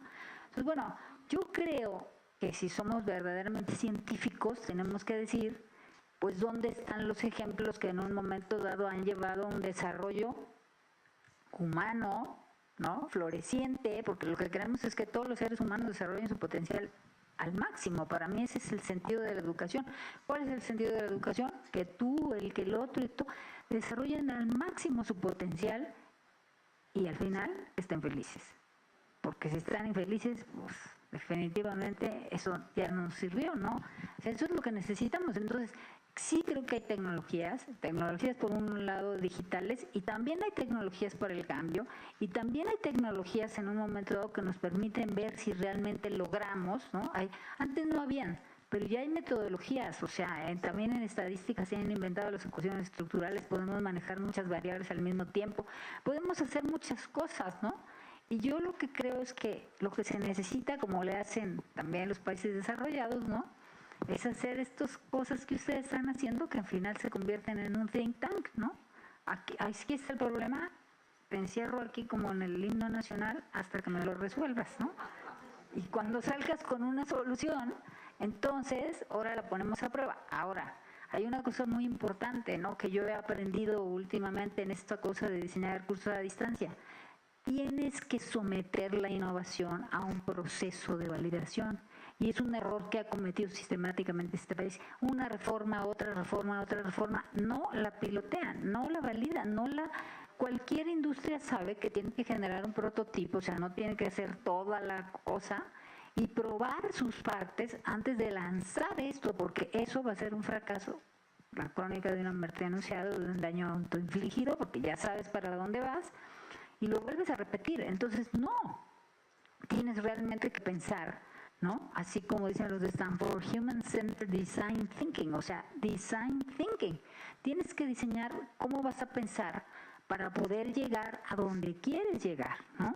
Entonces, yo lo que creo que tenemos un problema de uso inadecuado de tecnologías, ¿no? Y que son tecnologías para el cambio, tecnologías para el diseño, tecnologías para la evaluación, pero que tenemos todos los elementos, ¿no? Y es cuestión de que en un momento dado empecemos a movernos. Por eso yo digo, nodos interconectados, ¿no? Para que esto empiece a crecer. O sea, para mí el tema es horizontal. O sea, no es de los grandes pensadores, de los grandes líderes. Alfonso mencionaba a John C. Brown. ¿Qué hacen ellos? Y por eso yo dije, en ese seminario, pues yo era la maestra, pero entre comillas, porque la verdad es que la iniciativa de los alumnos y qué proponen y ustedes qué creen y cómo podemos hacer este tema, y es lo que hace John C. Brown. O sea, de presente, se jalan unos chavitos y le dicen, a ver, ¿tú qué, no? Y pues el chavito le dice 1000 cosas que él no había pensado. Entonces, pues sí, efectivamente, ya ahora, con el acceso al conocimiento, pues obviamente los alumnos pueden enseñar y aprender y está distribuida, ¿no?, la presencia docente. Entonces, yo creo que el conocimiento está disponible. Yo pienso que tenemos una serie de elementos y ahora efectivamente vamos muy lentos. Tenemos muchísimas situaciones que hay que revertir. No quiero decir una cosa terrible, pero sí sabemos que los sistemas de educación abierta en esta universidad, y lo voy a decir bien fuerte, ya están absolutamente obsoletos. Y todo el mundo es autocomplaciente y no funcionan. Y realmente están usando recursos de la universidad y por supuesto que hay buenas prácticas, si hay elementos, eso hay que aprovecharlo, pero hay cosas que ya sabemos que no funcionan. Entonces yo creo que alguien tiene que empezar, ¿no?, a hablar fuerte y claro para decir, esto no puede seguir así, ¿no?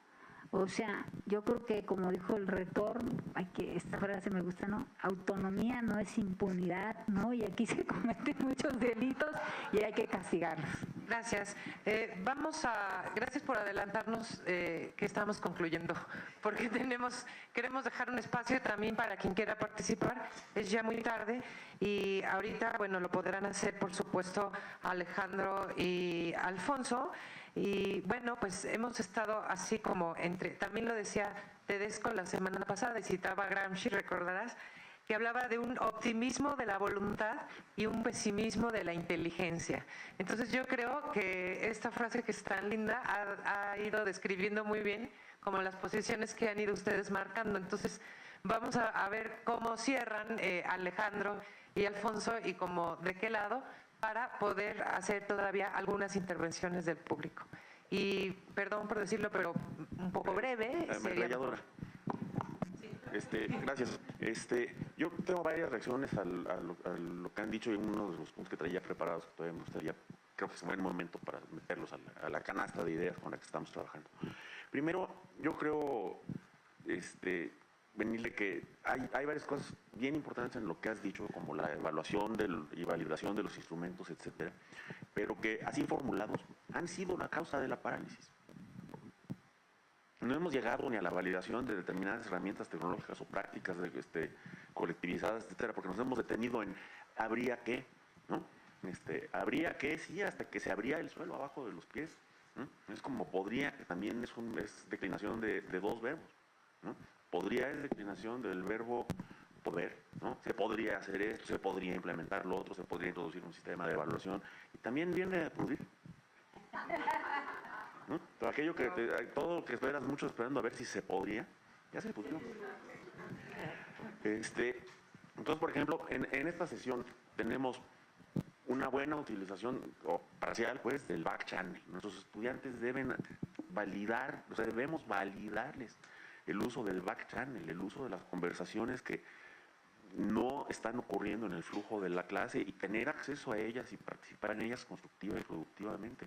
Te sirve más un ayudante que no esté en clase y que participe en la conversación, o sea, desde un escritorio, que un ayudante que está en la clase y como tú estás hablando, él no está hablando.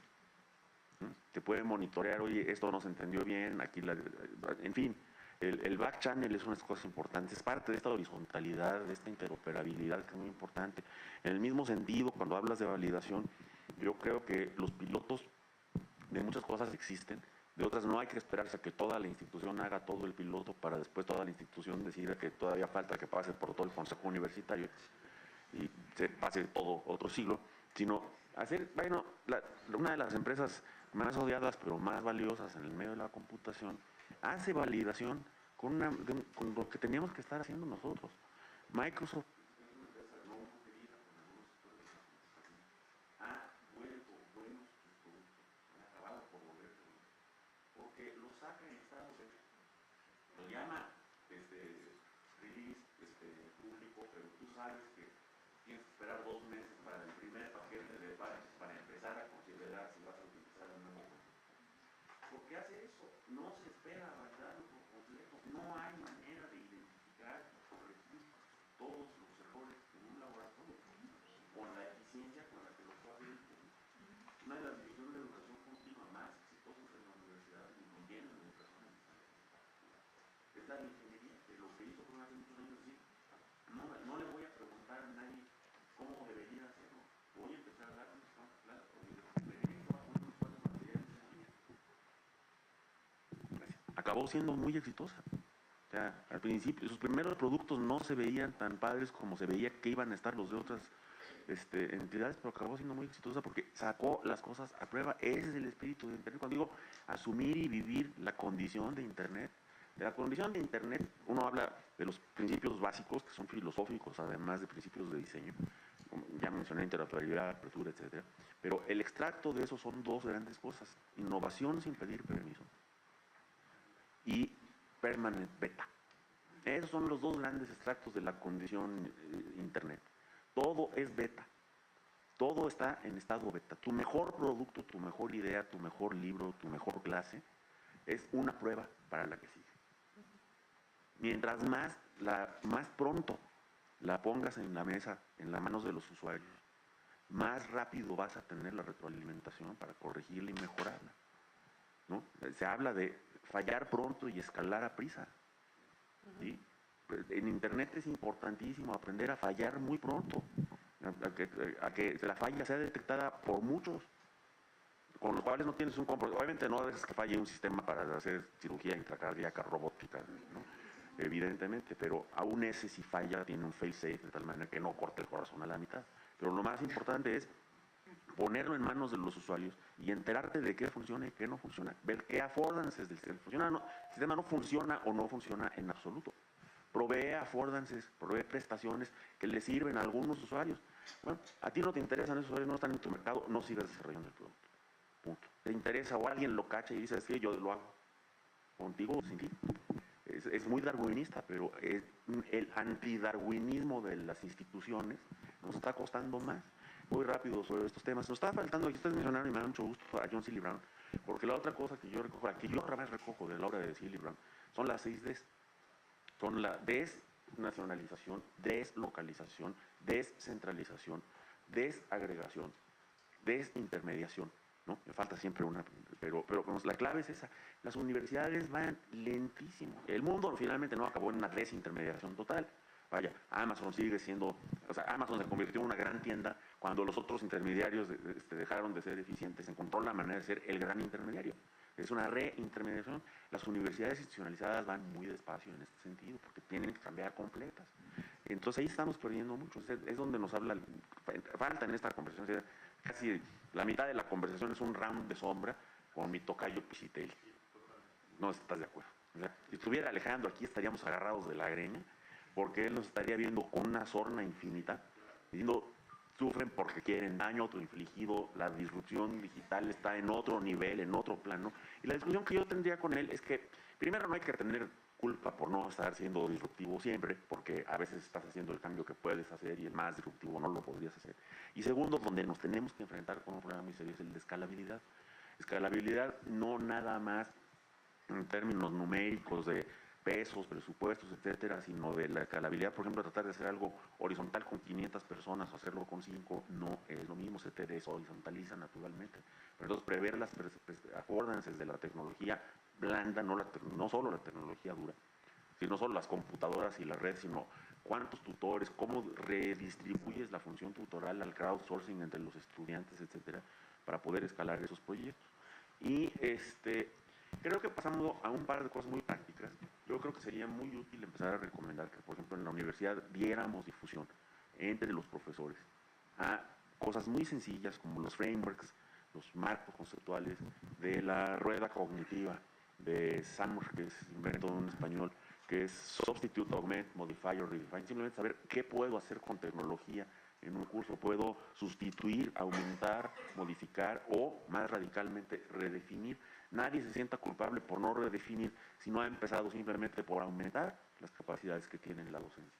Y hacer una cosa va a ser mucho más aleatoria, va a ser más caótica, en que no vas a saber qué maestros están renovando, pero finalmente, y además va a haber alumnos que no quieran eso, pero no nos paremos a todos por lo que unos alumnos o maestros o sistemas no quieren, y pensemos en los costos. La última frase es, sí, siempre se sataniza desde la institución pública a la privada porque todo lo hace para ser eficiente, para hacer un uso más eficiente de sus recursos. Es nuestra obligación número uno como funcionarios, como empleados del sector público, del Estado. Tenemos que ser más eficientes en el uso del recurso del pueblo para educar al pueblo. Nada más. Muchas gracias. Nos queda muy poquito tiempo. Soy la moderadora, ya lo dijo. Give me the microphone. Porque yo sabía que me ibas a decir, bueno, Alfonso, pero yo tengo que decir dos cosas, ¿no? Y no son muy importantes, pero las quiero decir. La primera es verdad, Alejandro, y yo creo que aquí, Benilde, estarás de acuerdo, nosotros venimos de una tradición, de un paradigma mucho más cercano, psicología, cultura, ¿no? Socioconstructivismo. Alex, que lo entiende muy bien afortunadamente, pero viene de un paradigma tecnológico, ¿no? Pero mezclar estos dos lenguajes para mí es muy importante. Aquí se han dicho cosas que los interrelacionan de manera muy potente. Yo pienso en dos cosas. Tú hablabas de la experiencia del aprendiz y hablabas de la experiencia del usuario en Stanford, así es como lo definen. Bueno, desde ese terreno no hemos sido capaces, y yo creo que el escenario futuro, o sea, tendremos que pensar más en la experiencia del aprendiz. La experiencia del aprendiz no es poner al aprendiz en el centro, ¿eh? La experiencia del aprendiz no es entender qué es lo que ustedes necesitan. La experiencia del aprendiz es ser capaces, Alex, de traer lo que hemos aprendido de experiencia de usuario a nuestro terreno y ver efectivamente eso que estoy haciendo ayuda, le sirve, le funciona. Entonces yo creo que ese es un elemento fundamental para hacer otra cosa que yo creo que agregaría a todos los elementos que tú decías al respecto de Internet y cómo deberíamos relacionarlo. Yo creo que Benny tiene razón, Alex, en ese sentido tendremos que empezar a pensar en generar productos mínimos viables. Y producto mínimo viable es un concepto que viene de Design Thinking, que viene de Scrum, que viene de todo ese mundo de desarrollo de software, que es saber cuál es lo mínimo que considero viable para lanzarlo y que inmediatamente los usuarios me digan su experiencia. También en educación hemos de ser capaces de hacer eso, sobre todo en lo que quisiéramos ver en 5 años en e-learning.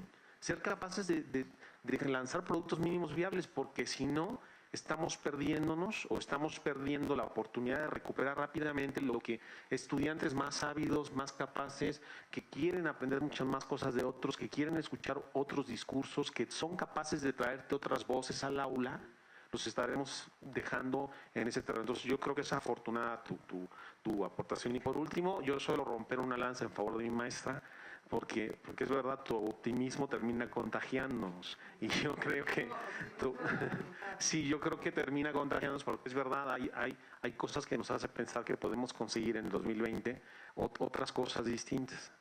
yo creo que coincides, o al menos acordarás con nosotros, que hemos de acelerar, que hemos de ir más rápido, y que aquí hemos hablado de cosas que yo creo que, aunque en el mundo educativo, en el mundo teórico, psicológico, pedagógico, a veces no escuchamos y a veces todavía peor despreciamos, porque son de otro ámbito, de otro contexto teórico, y esto no es lo que... Yo creo que vale la pena empezar a escucharlo y aprovecharlo en el sentido de cómo podemos justamente sacarle provecho a los avances tecnológicos que serán sorprendentes en 5 años, para justamente algo que para mí es muy importante, para ofrecer ayudas más ajustadas a los estudiantes. Pues muchas gracias. Han sido reflexiones bien profundas y creo que de una enorme riqueza de los tres. Y vamos a dar unos minutos, como siempre nos queda un poco, y podríamos seguirnos, ¿no? Más tiempo, si no fuera la hora de ir a comer. Pero si quisiéramos ver si alguien de quienes nos acompañan quisiera hacer algún comentario o plantear alguna duda. Mirna, con mucho gusto. Ahorita te pasan el micrófono. Yo quiero aprovechar que están los expertos y que me iluminen, porque ¿cómo le hace uno para volverse ágil en un contexto institucional, con esas condiciones que siempre alcanzas a ver, pero que no siempre puedes arreglar desde ningún área, ni académica ni tecnológica, y tiene que acompañarte? Pero ¿cómo te vuelves ágil entonces? Cuando ahora ya tienes proyectos más grandes, en el sentido en que antes, cuando uno empezaba a hacer investigación, decías, bueno, yo lo resuelvo, yo consigo aquí, consigo acá, pero ahora vas con toda la institución y entonces te vuelves como que más pesado y es más difícil avanzar.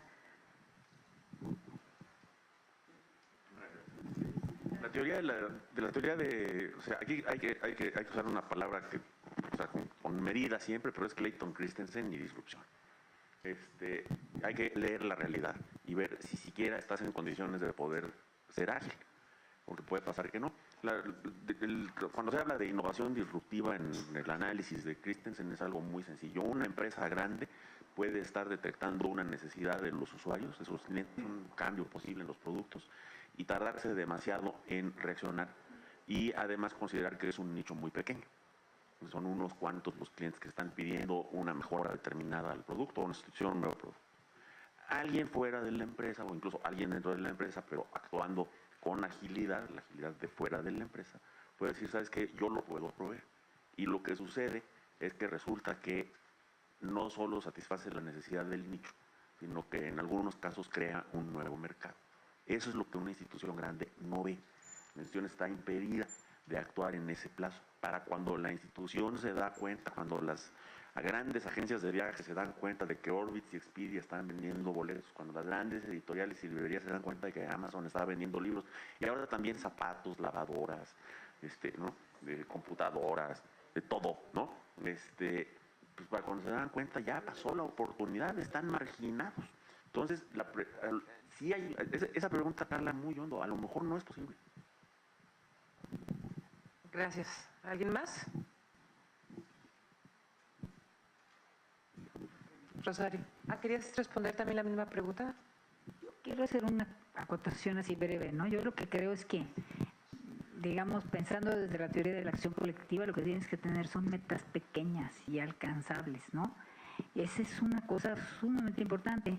Y un ejemplo, ¿no?, de la educación a distancia, yo dije, hay que pilotear, hay que validar, y claro, pues te puedes quedar ahí, ¿no?, y se pudre, como dice Alejandro, pero en realidad, o sea, es el rapid prototyping, ¿no? O sea, haces una cosita así, ¿no? La prueba no tienes que probarlas todas, o sea, si vas a diseñar pues todo un curso, pues entonces coges aquellas unidades que tú crees que pueden tener dificultad o que te darían una idea de cómo puede funcionar todo, y pones a los asesores, que todavía no son los alumnos, a ver cómo les funciona, y ahí rápido le modificas, ¿no? Y pum, ¿no?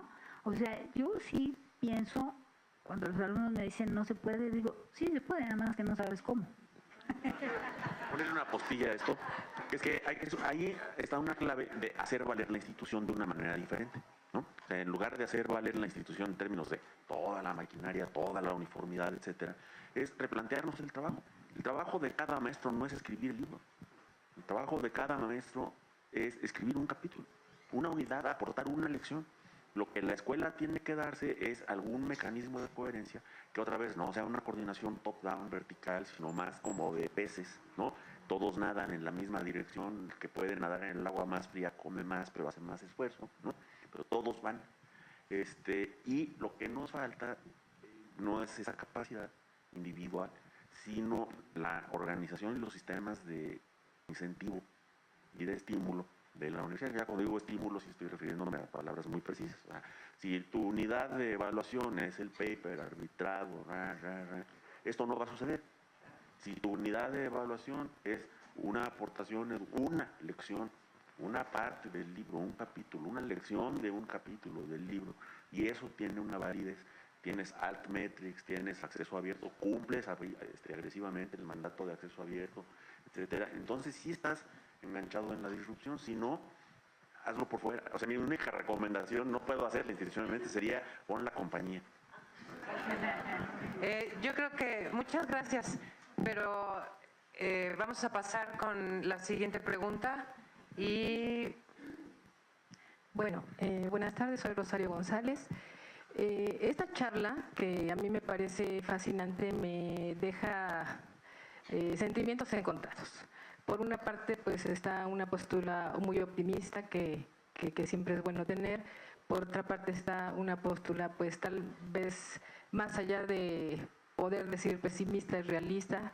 Entonces, yo quisiera decir, creo que tenemos recursos, creo que la educación a distancia, yo me aboco a la educación a distancia, me parece que la educación a distancia aporta elementos. Creo que es la primera vez que la educación se monta en el desarrollo tecnológico. Me parece que en los 80s, aquella frase de que si despertáramos a un maestro de la Edad Media y regresara perfectamente podría dar su clase con el pizarrón y el GIS, creo que ahora ya no, afortunadamente. Y me parece que sí tenemos elementos, creo que podemos seguir creciendo y pues muchas gracias. Gracias. ¿Alguien más? Es que quieren seguir debatiendo y usan de pretexto sus preguntas, pero no hay. Entonces, a ver, bueno, una más, dos, y responde, y la de Alfonso, y cerramos. 1, 2, 3. A lo mejor no son preguntas, son comentarios. Sí, muchas gracias. Bueno, son dos, pueden elegir solo una, ¿no? La primera es, ¿cómo puede empezar a prepararse la universidad, las universidades para dar cuenta de los egresados, ¿no?, que se comentó al inicio? Y la segunda es, si está en sus posibilidades externar una opinión acerca del estado de conocimiento reciente sobre entornos de aprendizaje virtual que publicó el COMIE, creo que es el primero que sale. Y bueno, ¿qué dice ese estado de conocimiento para los esfuerzos de la universidad en su parte a distancia, ¿no? Cualquiera de las dos. Muchas gracias. Bueno, yo porque quería hablar, pero quería hablar de otra cosa, pero como me siento, exacto, en la guerra aquella, como me siento provocado por tu segunda pregunta, porque es verdad el estado de conocimiento que se acaba de publicar recientemente, que era de los dos que faltaban del COMIE, es algo en el que yo creo que es un buen ejercicio.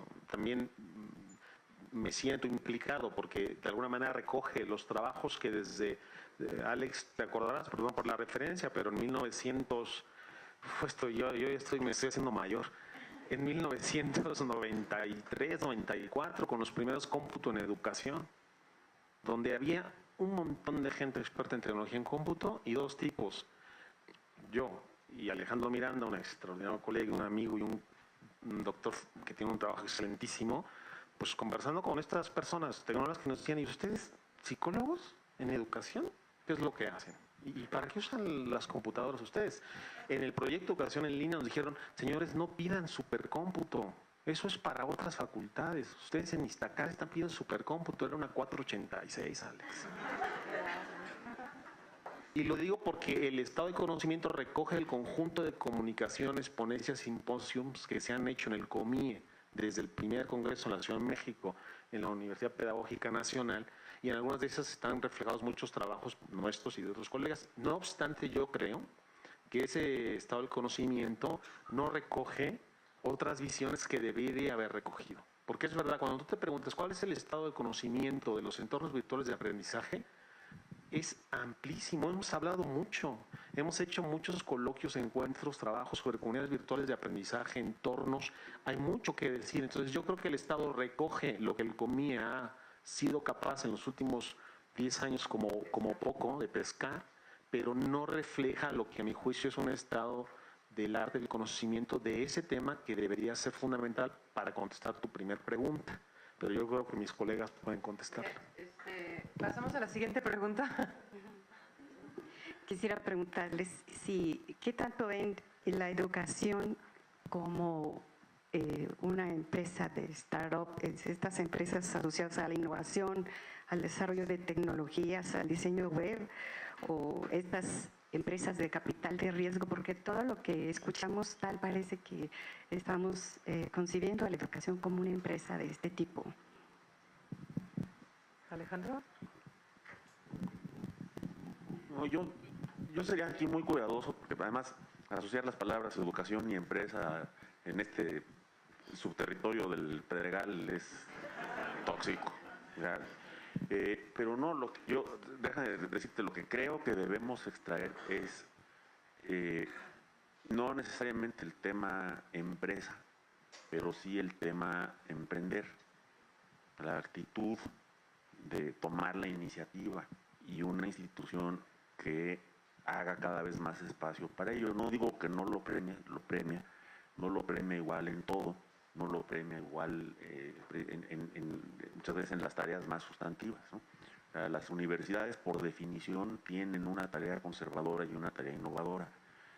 Cualquier universidad, y en particular las públicas y en particular las históricas de los países en desarrollo, tienen toda una tarea así de preservar la tradición, la identidad cultural, ¿no? Acervos muy diversos. En los países en desarrollo las universidades agregan funciones que en otros países están desagregadas, tipo Biblioteca Nacional, Herbario Nacional. ¿Por qué la universidad tiene que tener un herpetario nacional? Bueno, pues porque nadie más lo tiene, ¿no? O sea, ocupamos ese tipo de lugares. Esto es una función conservadora que hay que cuidar. Y es muy contradictorio, por otro lado, nuestra función innovadora hacia afuera, pues echamos lumbre por la boca diciendo todo lo que está mal en el planeta, ¿no? Pero hacer el engrane para la innovación al interior es muy difícil. Y una de las cosas que necesitamos es más espacio para la empresa personal, para el emprendimiento, para la iniciativa personal o de pequeños grupos. Y estas cosas que hemos estado platicando durante la sesión, que es que no tenga que todo traducirse en una conducta automática, o sea, que no el único destino posible de lo que se empieza sea extenderlo de manera uniforme a toda la institución, sino tener muchísima más flexibilidad y diversidad interna y más mecanismos, algunos de ellos darwinistas, otros de compensación social, para que algunas innovaciones, algunas prácticas sobrevivan y otras se extingan. Muchas gracias. Vamos a cerrar con la participación de Alfonso Bustos y vamos a cerrar con la participación de Alfonso Bustos. Gracias. Perdónenme, yo me sigo porque todavía nos queda y luego Beni yo creo que tendrá algo que decir, pero tu pregunta es muy provocadora porque es verdad que nos coloca en el ámbito de esta interrelación entre pues si quieren, entre contextos lingüísticos, entre aproximaciones y representaciones de la sociedad que parecen encontradas. Y yo, como Alejandro, creo que es verdad que no solo es tóxico, es peligroso y puede llevar este debate a otros niveles, hacer esa combinación, pero yo reflexionaría, y me lo has hecho pensar, que el tema central no está relacionado con educación en esta idea que planteas, está relacionado con aprendizaje. Yo pienso que el monopolio de la educación escolar básica tiene que seguir siendo ese. Es responsabilidad del Estado y de algunas instituciones, aunque no sean estatales ni públicas, tienen como responsabilidad conservar eso que supone que con lo que debemos dotar a todos nuestros ciudadanos. Eso, a mi juicio, no debería estar ni a discusión. Pero lo que sí que creo que deberíamos discutir si el monopolio del aprendizaje tendría que estar o debería seguir centrado en esas mismas instituciones, y a mi juicio, no. El aprendizaje cada vez está más claro que está distribuido, aprendemos en múltiples contextos. La escuela tiende a no reconocer esos contextos de aprendizaje y tiende a plantear que esos aprendizajes no son valiosos, porque no son los básicos, porque no son importantes. Pero yo creo que cada vez estas fronteras se están acercando y claro que podrá haber iniciativas que no sean necesariamente estatales ni públicas, ni que correspondan creando contextos de aprendizaje potentes que están en el ámbito de lo que tú has llamado startup, etcétera. Khan Academy es un ejemplo de ello, ¿no? Y yo no sé si ustedes dirían que lo que hace este hombre no es ayudar a las personas a aprender. Pues a los que necesiten aprender eso, ahí está eso para que aprendan. Oye, que es una startup que tiene dinero de la Fundación Bill y Melinda Gates, pues mira, sí, ¿no? Entonces yo lo que diría justamente es que esa preocupación, aunque está latente y es válida, nos debería hacer reflexionar que las fronteras cada vez se van difuminando y está bien en el ámbito en el que determinadas cosas de la educación escolar básica siguen estando o deberían seguir estando en el contexto del control de la sociedad del Estado, ¿no? Muchas gracias. No, ya se los quité porque les agradecemos mucho. Vamos a hacer la tradicional entrega de reconocimientos del siglo XIX. ¿O? Sí, es verdad.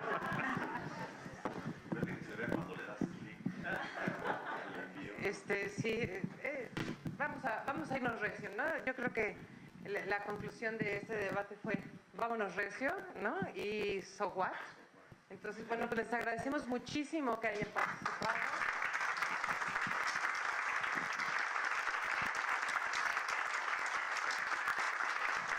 Agradecemos también mucho y también les tenemos un reconocimiento, nos están viendo en donde estén, que ya les haremos llegar, al Centro Tecnológico para la Educación a Distancia de la FES Acatlán, que nos acompañó muy activamente, y también a la Jefatura de Educación a Distancia de la Universidad Autónoma de Ciudad Juárez. Muchas gracias también a los que nos acompañaron a la distancia durante todo el año.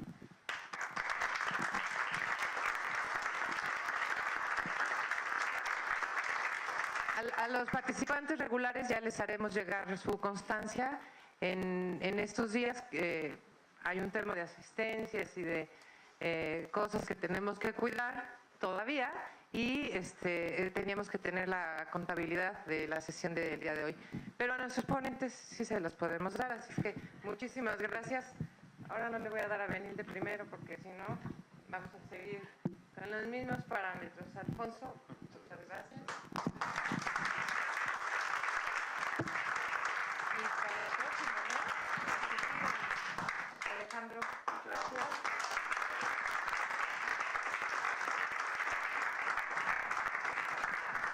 Y Benilde García, gracias.